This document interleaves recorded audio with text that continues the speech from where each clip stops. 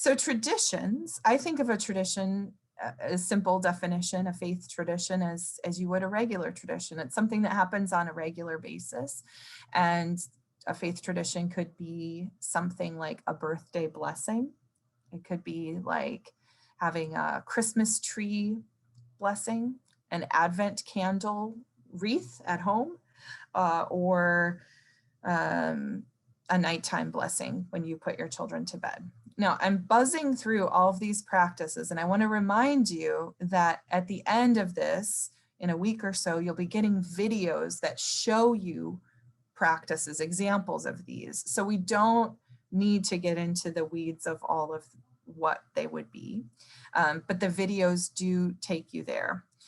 I'll use the example of Advent candles because a lot of us do this in our homes, or our churches rather, having 4 candles, one in the middle, and lighting one for the weeks of Advent, and then the Christ candle on Christmas Eve. That could be a faith tradition at home that you could empower your families to do.